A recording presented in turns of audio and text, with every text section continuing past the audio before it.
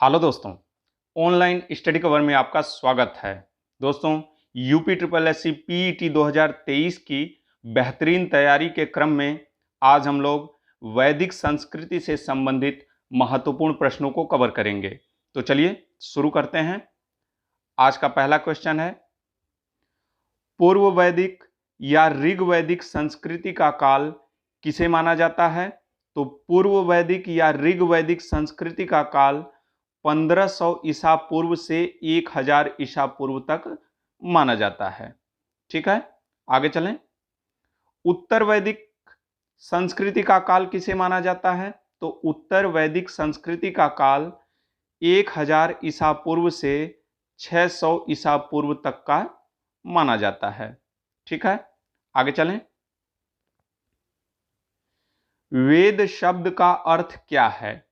तो वेद शब्द का अर्थ क्या होता है? तो ज्ञान होता है। क्या होता है? ज्ञान। अब इसकी डिटेल्स देख लेते हैं दोस्तों थोड़ा सा। वेद शब्द का अर्थ क्या होता है? तो ज्ञान होता है। वेदों का संकलन करता वेद व्यास को माना जाता है। तो वेदों के संकलन करता कौन है? तो वेद व्यास। ठीक है, वेदों को श्रुति भी कहा जाता है। क्या कहा जाता है? श्रुति भी कहा जाता है। और वेदों को अपौरुषेय भी कहा जाता है। वेद कितने हैं?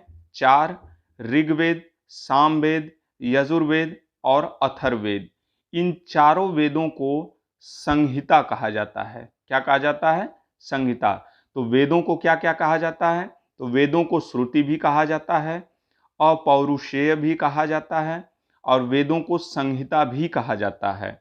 अथर्ववेद के अतिरिक्त अन्य तीनों वेदों को वेद त्रयी या त्रयी कहा जाता है।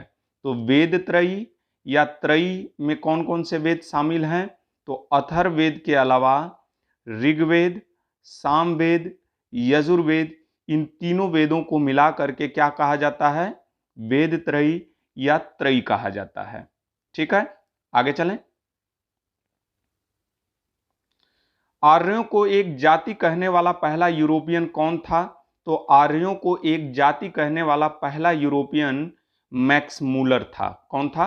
Max Muller. अब इसकी डिटेल्स देख लेते हैं थोड़ी सी। मैक्स मूलर महोदय आर्यों का आदि देश मध्य देश रोड्स बैक्टीरिया को मानते हैं। तो मैक्स मूलर के अनुसार आर्यों का देश कौन सा था? तो मध्य एशिया, रोड्स और बैक्टीरिया था। ठीक है, बैक्टीरिया। मूलर के अनुसार पामीर के पठार से ही इंडो ईरानी जाति पूर्व में पंजाब की तरफ आई और पश्चिम में मैसोपोटामिया की ओर चली गई। ठीक है, पूर्व में ये पंजाब की तरफ आ गए और पश्चिम में मैसोपोटामिया की तरफ गए। ठीक है, आगे चलें। वैदिक युग में यौ किसे कहा जाता है? तो वैदिक युग में यौ जौ को कहा जाता था। किसको? जौ को। ठीक है, और यह मानव द्वारा प्रयोग की गई पहली फसल है। ठीक है, देखिए यौ को क्या कहा जाता था? तो जौ। और भी डिटेल्स देख लेते हैं दोस्तों।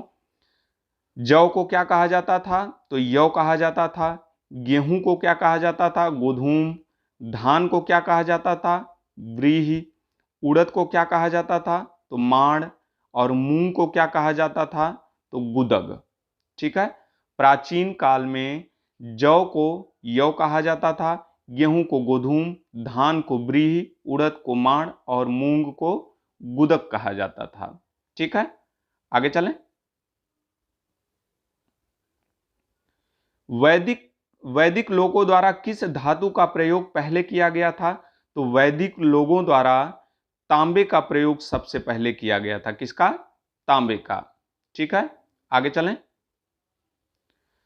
उत्तर वैदिक काल के वेद विरोधी और ब्राह्मण विरोधी धार्मिक अध्यापकों को किस नाम से जाना जाता था? तो उत्तर वैदिक काल में वेद विरोधी और ब्राह्मण विरोधी धार्मिक अध्यापकों को श्रमण के नाम से जाना जाता था। किस नाम से? श्रमण के नाम से इनको जाना जाता था। ठीक है, आगे चलें। आर्य शब्द इंगित करता है तो आर्य शब्द किसको इंगित करता है? तो श्रेष्ठ वंश को। किसको? श्रेष्ठ वंश को आर्य शब्द इंगित करता है। अब इसमें थोड़ी सी डिटेल्स देख लेते हैं दोस्तों। आर्य संभवतः मध्य एशिया से आए थे। कहां से आए थे? तो मध्य एशिया से आए थे। आर्यों का मुख्य व्यवसाय पशुपालन एवं कृषि था। क्या था? पशुपालन एवं कृषि था। आर्यों का समाज पितृप्रधान था। क्या था? पितृप्रधान। आर्यों की भाषा क्या थी? तो आर्यों की भाषा संस्कृत थी। आर्यों द्वारा विकसित सभ्यता ग्रामीण सभ्यता थी। कौन सी सभ्यता थी? तो ग्रामीण सभ्यता थी। आर्यों का प्रिय पशु घोड़ा एवं प्रिय देवता कौन थे? तो इंद्र थे। आर्यों का प्रिय पशु क्या था? घोड़ा था। और प्रिय देवता कौन थे? तो इंद्र थे। ठीक है। और आर्यों द्वारा खोजी गई धातु कौन सी थी? तो लोहा थी। कौन सी थी? लोहा थी। दोस्तों, इस वीडियो की पीडीएफ पाने के लिए हमारे टेलीग्राम चैनल से जुड़ जाइए। ठीक है, आगे चलें। पुराणों की संख्या कितनी है? तो पुराणों की संख्या कितनी है? तो पुराणों की संख्या 18 है। कितनी है? 18 है। अब इसकी डिटेल्स देख लेते हैं दोस्तों। पुराणों की रचना लोमहर्ष ऋषि तथा उनके पुत्र उग्रश्रवा द्वारा की गई थी। ठीक है। पुराणों की रचना किसने की है? तो लोमहर्ष ऋषि ने की है और उनके पुत्र उग्रश्रवा ने की है। ठीक है। पुराणों की संख्या कितनी है? तो 18 है। कितनी है? 18। सबसे प्राचीन पुराण मत्स्य पुराण है। सबसे नया पुराण ब्रह्मांड पुराण है। और सबसे बड़ा पुराण कौन सा है? तो सबसे बड़ा पुराण स्कंद पुराण है। और सबसे छोटा पुराण कौन सा है? तो ये ब्रह्म पुराण है। ठीक है। सबसे छोटा पुराण ब्रह्म पुराण, सबसे बड़ा पुराण स्कंद पुराण, सबसे नया पुराण ब्रह्मांड पुराण और सबसे प्राचीन पुराण कौन सा है? तो मत्स्य पुराण है। ठीक है, आगे चलें। वैदिक काल में किस पशु को अघन्या माना गया है या अघन्या कहा गया है? तो किस पशु को अघन्या माना गया है या अघन्या कहा गया है? तो गाय को। किसको? गाय को अघन्या माना गया है या अघन्या कहा गया है। अब इसमें डिटेल्स देख लेते हैं। वैदिक काल में गाय को पवित्र पशु माना जाता था। इसे अघन्या अर्थात न मारे जाने योग्य माना गया है। ठीक है। अघन्या का अर्थ क्या होता है? न मारे जाने योग्य। किसको माना गया है? तो गाय को।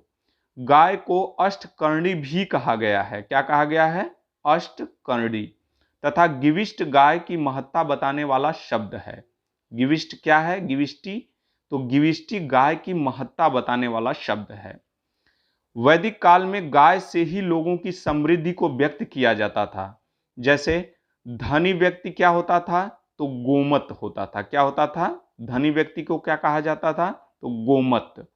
राजा क्या होता था? राजा को गोपति कहा जाता था। समय को गोधूली कहा जाता था। पुत्री को क्या कहा जाता था? तो दुहिता कहलाते थे। पुत्री को क्या कहा जाता था? दुहिता। ठीक है, आगे चलें। सबसे प्राचीन वेद कौन सा है? तो सबसे प्राचीन वेद यह ऋग्वेद है। कौन सा? ऋग्वेद। ठीक है, आपका आंसर क्या हो जाएगा? ए। अब इसमें डिटेल्स देख लेते हैं दोस्तों।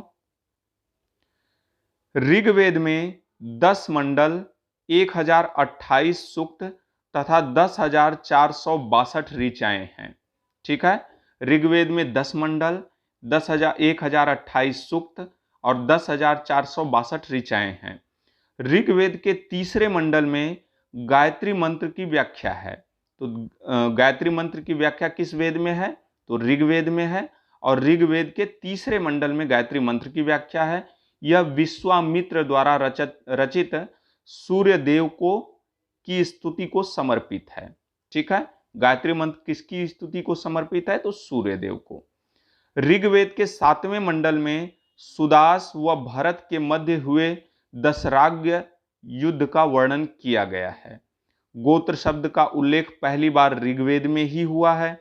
ऋग्वेद के मंत्रों का उच्चारण करने वाले ऋषि को होत्री या होता कहा जाता था। क्या कहा जाता था? होत्री या होता कहा जाता था।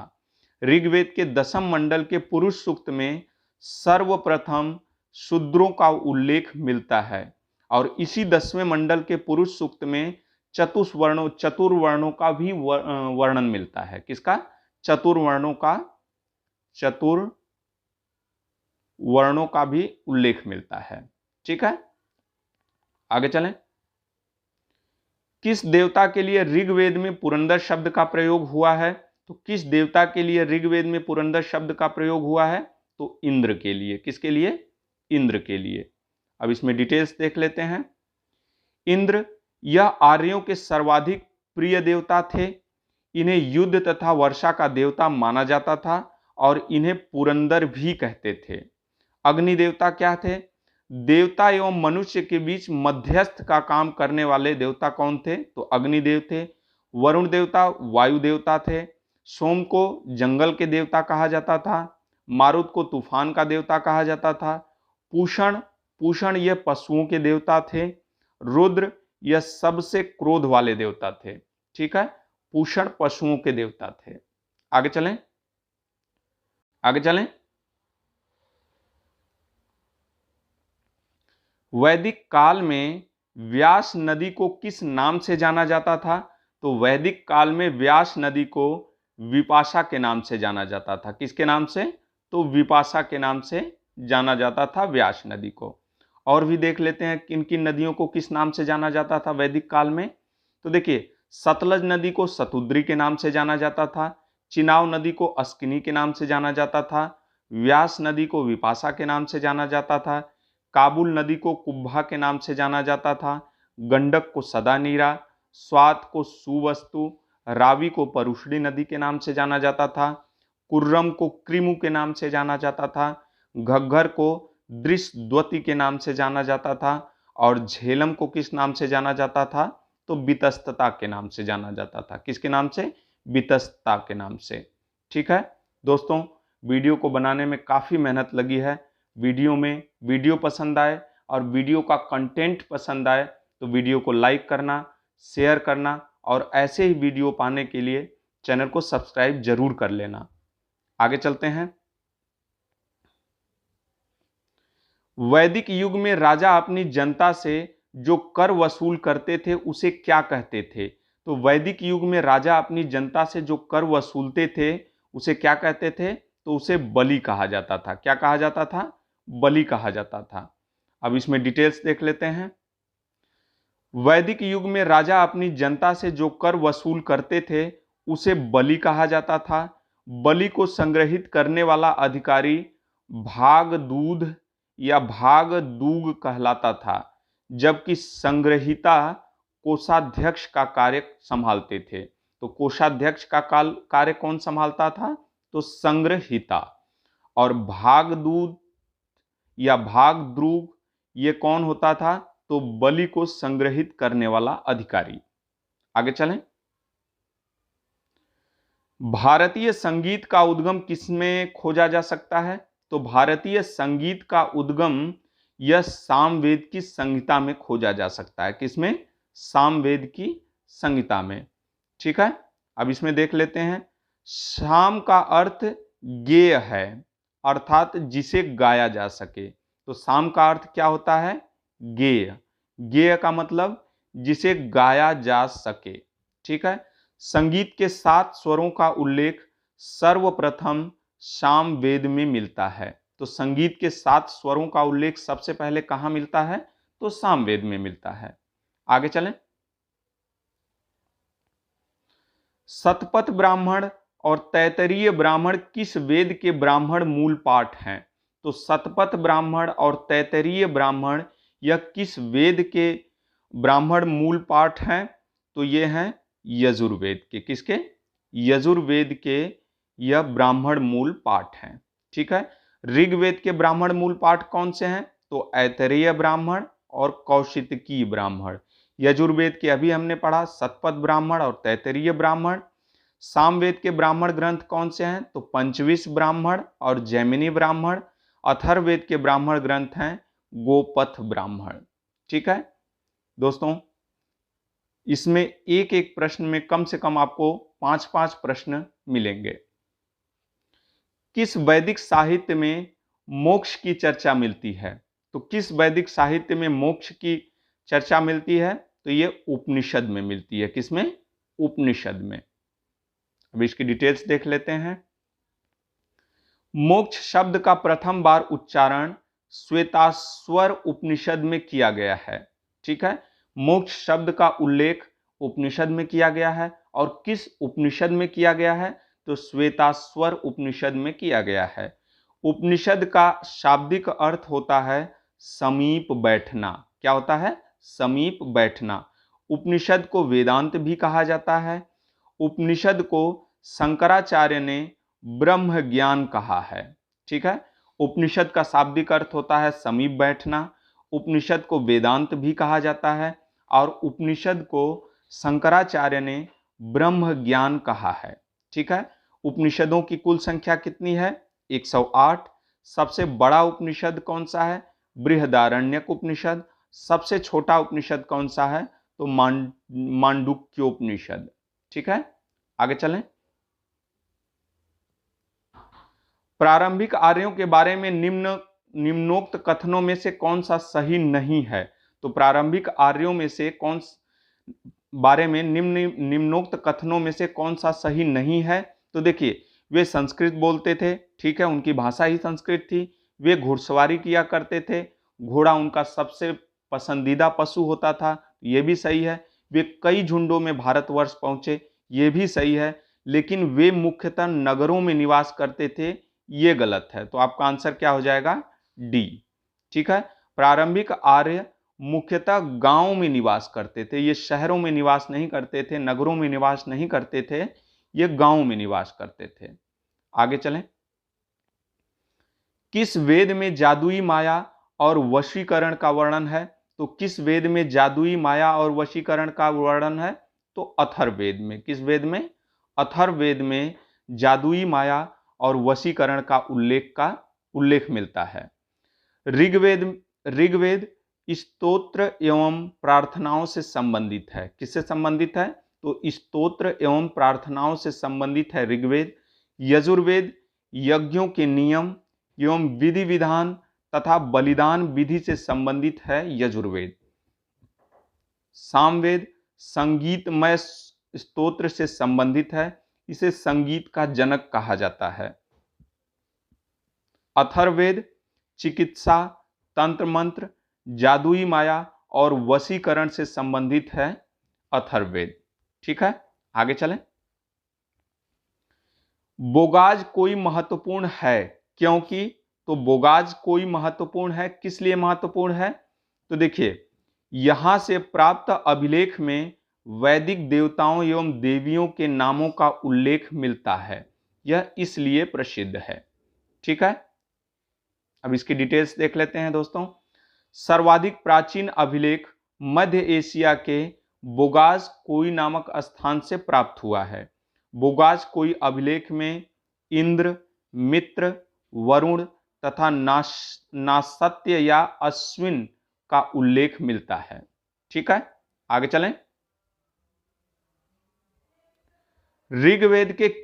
ऋग्वेद में किस नदी को मातेतमा, देवीतमा एवं नदीतमा के नाम से संबोधित किया गया है?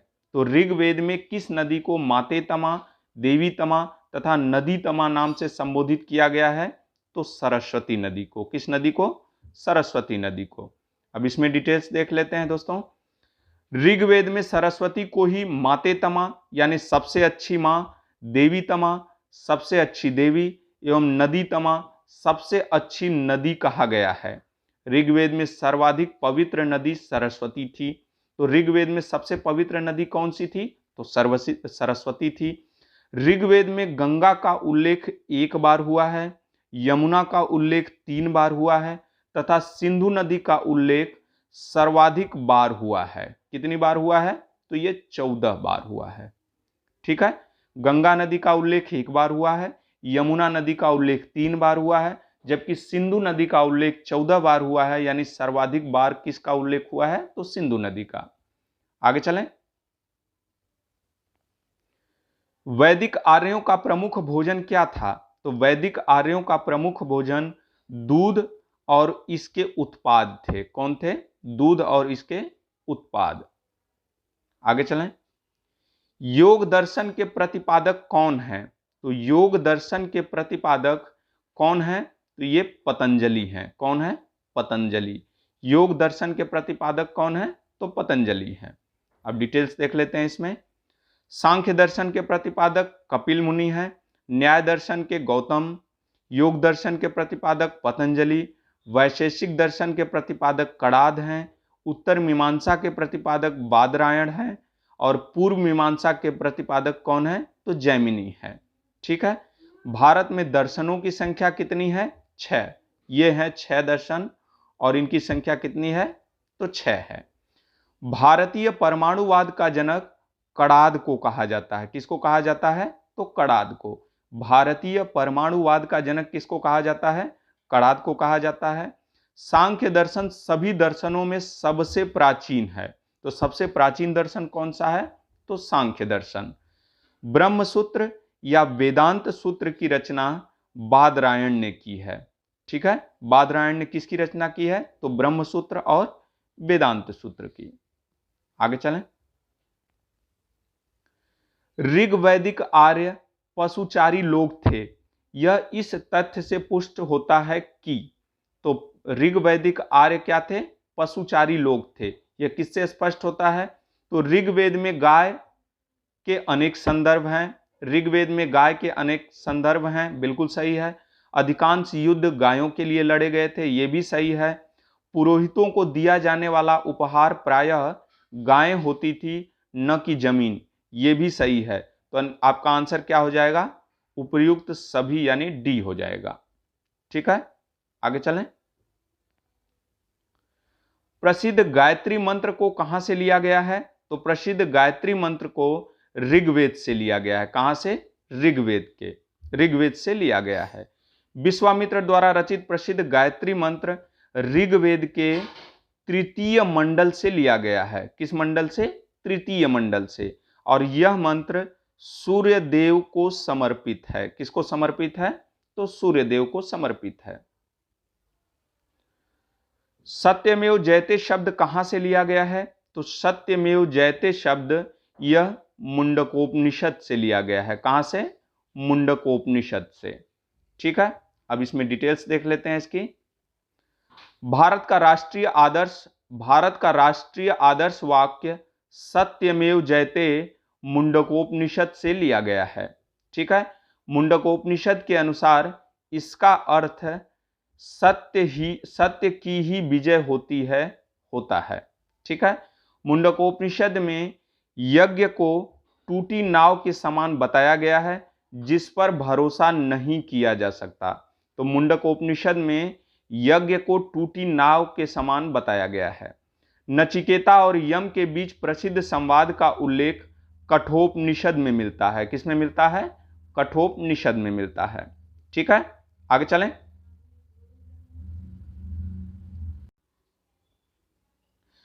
पुरुष मेघ का उल्लेख किस ग्रंथ में हुआ है? तो पुरुष मेघ का उल्लेख यह शतपथ ब्राह्मण में हुआ है। किसमें? शतपथ ब्राह्मण में हुआ है। पुरुष मेघ का उल्लेख शतपथ ब्राह्मण में हुआ है। शतपथ ब्राह्मण यजुर्वेद का ब्राह्मण ग्रंथ है। अभी हमने ऊपर पढ़ा था। शतपथ ब्राह्मण में पत्नी को पति की अर्धांगिनी बताया गया है। ठीक है। तो किस ब्राह्मण में पति को पत्नी की अर्धांगिनी बताया गया है? तो शतपथ ब्राह्मण में। ठीक है। आगे चलें।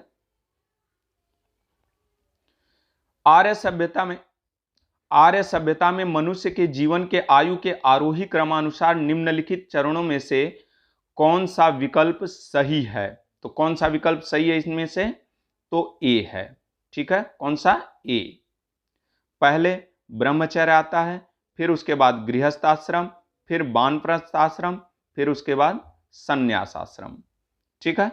अब इसमें डिटेल्स देख लेते हैं।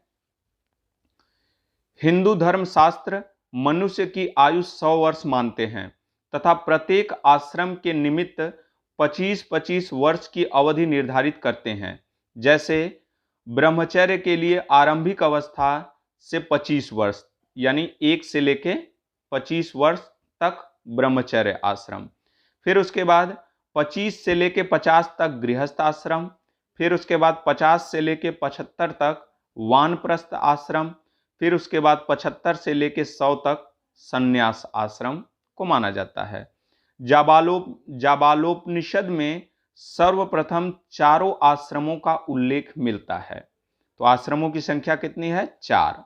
और चारों आश्रमों का उल्लेख किसमें मिलता है? तो जाबालोपनिषद में। ठीक है, आगे चलें। आरंभिक वैदिक काल में वर्ण व्यवस्था किस पर आधारित थी? तो आरंभिक वैदिक काल में वर्ण व्यवस्था या व्यवसाय पर आधारित थी। किस पर? व्यवसाय पर। आरंभिक वैदिक काल में वर्ण व्यवस्था व्यवसाय पर आधारित थी। ऋग्वेद के 9वें मंडल में एक स्थान पर उल्लेख मिलता है कि मेरे पिता वृषज यानी वैद्य हैं, मेरी माता चक्की चलाने वाली है और मैं क्या हूं? मैं कवि हूं। आगे चलें।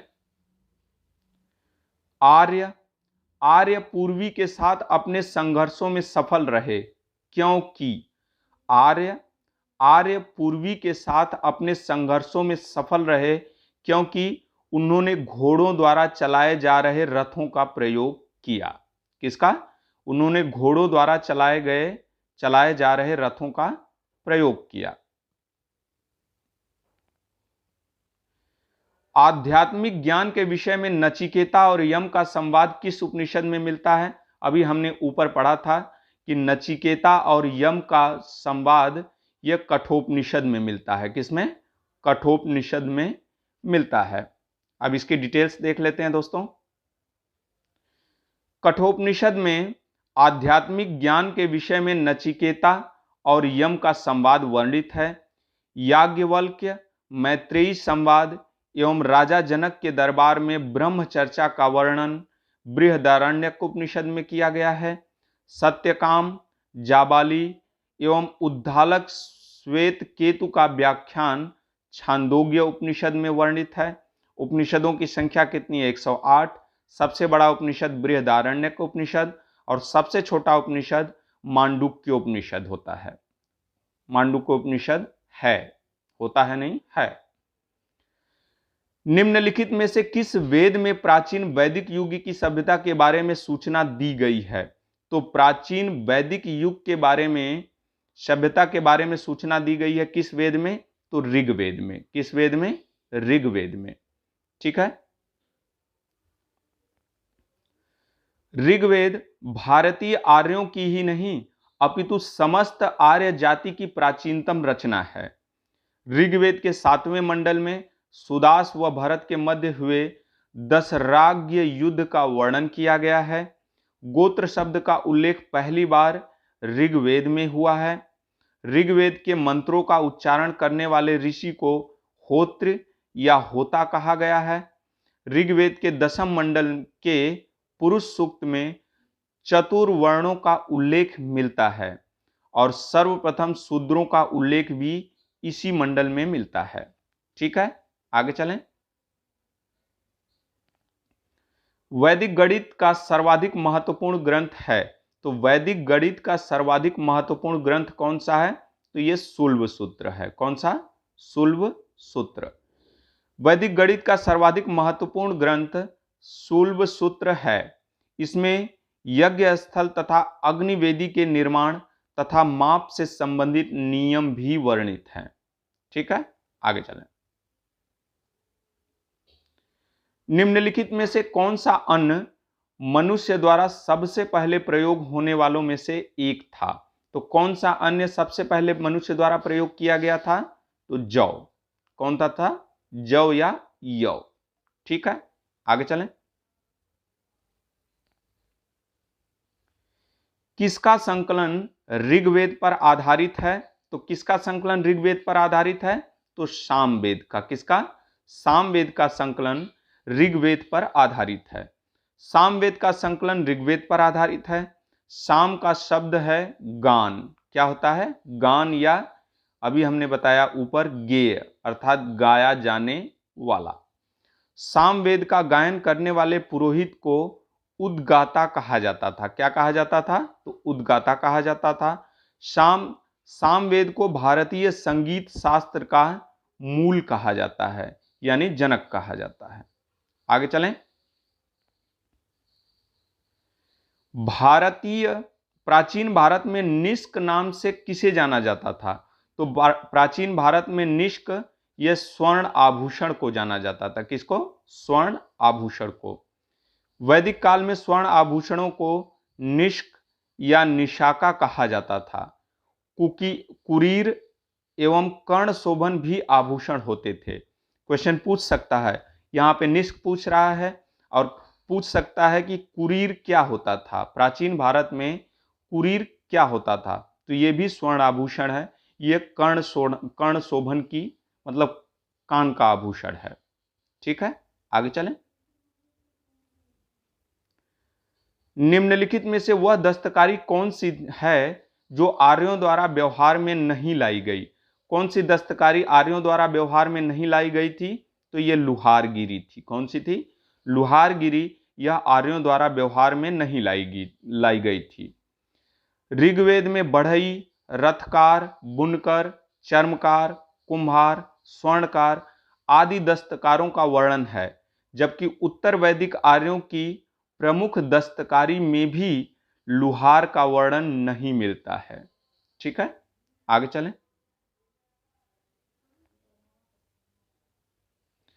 यज्ञ संबंधी विधि विधानों का ज्ञान किसमें है? तो यज्ञ संबंधी विधि विधानों का ज्ञान यह यजुर्वेद में है। किस वेद में है? तो यजुर्वेद में है। यजुर्वेद में है। ठीक है, आगे चलें। इनमें से किस फसल का ज्ञान वैदिक काल के लोगों को नहीं था?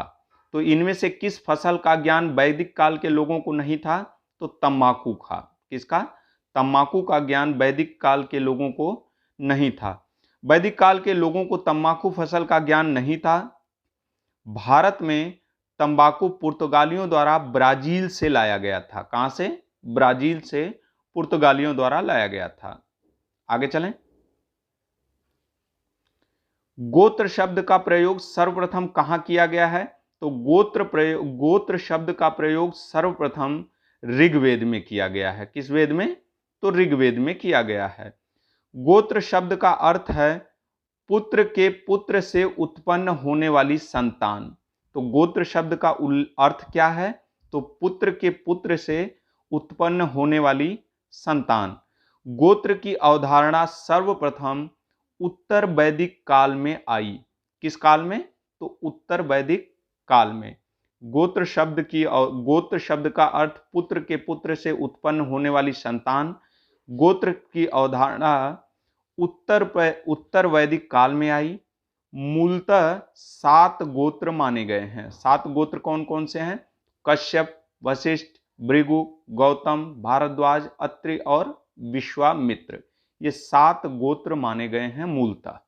ठीक है, आगे चलें। ऋग वैदिक काल में सबसे प्रधान देवता कौन थे? तो ऋग वैदिक काल में सबसे प्रधान देवता इंद्र थे। कौन थे? तो इंद्र थे। ऋग वैदिक काल में सबसे प्रधान देवता इंद्र थे और यही ऋग वैदिक के बाद उत्तर वैदिक काल में इन्होंने इंद्र को हटा करके प्रजापति को प्रधान देवता बना लिया। ठीक है, यानी ऋग वैदिक काल में सबसे प्रधान देवता इंद्र थे और उत्तर वैदिक काल में सबसे प्रधान देवता प्रजापति थे। ठीक है, आगे चलें। संस्कारों की कुल संख्या कितनी है? तो संस्कारों की कुल संख्या 16 है। कितने? 16।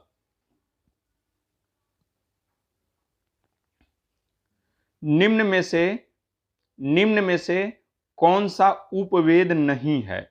निम्न में से कौन सा उपवेद नहीं है? तो ये योगवेद उपवेद नहीं है। ठीक है, अब देख लेते हैं वेद और उनके उपवेद के बारे में जानकारी ले लेते हैं। ऋग्वेद का उपवेद कौन सा है? तो ऋग्वेद का उपवेद आयुर्वेद है। यजुर्वेद का उपवेद धनुर्वेद है। सामवेद का उपवेद गंधर्व वेद है और अथर्ववेद का उपवेद क्या है? तो शिल्प वेद है। ठीक है, आगे चलें। निम्न में से कौन सा वेद गद्य और पद्य दोनों में संकलित है? तो कौन सा वेद गद्य और पद्य दोनों में संकलित है? तो यजुर्वेद। कौन सा? यजुर्वेद गद्य और पद्य दोनों में संकलित है। जय संहिता का मूल नाम क्या है?